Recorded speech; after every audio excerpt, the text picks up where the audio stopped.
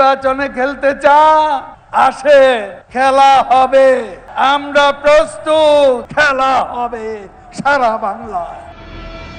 দলীয় রাজনীতিতে তাদের প্রকাশ্য কার্যক্রম নিষিদ্ধ, রাজপথে তাদের স্লোগান নেই। তবুও আসন্ন স্থানীয় সরকার নির্বাচনকে ঘিরে ভেতরে ভেতরে দানা বাঁধছে নতুন সমীকরণ।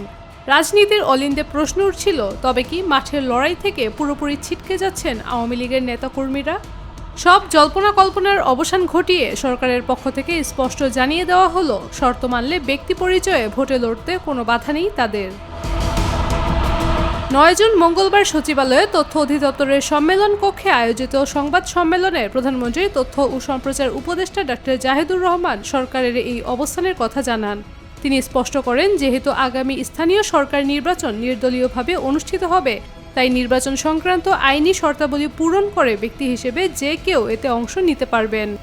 এমনকি প্রার্থীর বিরুদ্ধে মামলা থাকলেও নির্বাচনে লড়তে আইনি বাধা নেই এবং সরকার এতে কোনো হস্তক্ষেপ করবে না।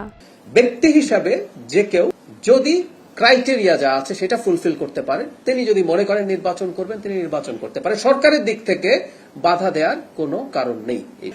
মামলায় আপনি যেটা জানতে হবে সেটা হলো, ধরুন মামলা বলি, আমরা যদি সংসদ নির্বাচন বলি, মামলা থাকলেও তো নির্বাচন করা যায়, মামলা থাকলেও নির্বাচন করা যায়। আমি আবারও বলছি, কিন্তু স্থানীয় সরকার নির্বাচনগুলোর যে গিভেন ক্রাইটেরিয়া আছে, আমি আরো একটু সহজ করি। ধরুন এই পার্লামেন্ট ইলেকশনে আওয়ামী লীগের কোন এককালের কোন নেতা চাইলেন যে আমি নির্বাচন করব, তিনি নির্বাচন করতে পারতেন, এমনকি মামলা থাকা, জেলে থাকার।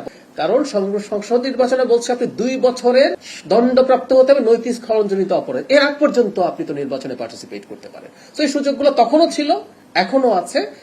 মানে আমাদের সরকার এই ব্যাপারে কোন রকম কোনো বাধা তৈরি করতে যাবে না। তবে উপদেষ্টা একটি কড়া শর্ত জুড়ে দিয়ে বলেন, কোনো প্রার্থী তার নির্বাচনী ক্যাম্পেইনে বা প্রচারণায় আওয়ামী লীগ বা দলের কোনো বক্তব্য ব্যবহার করতে পারবেন না।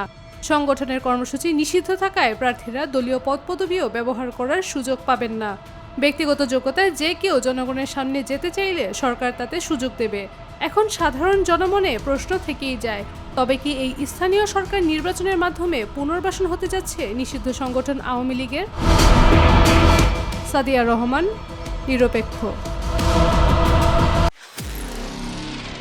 নিরপেক্ষ, সত্য প্রকাশে আপোষহীন।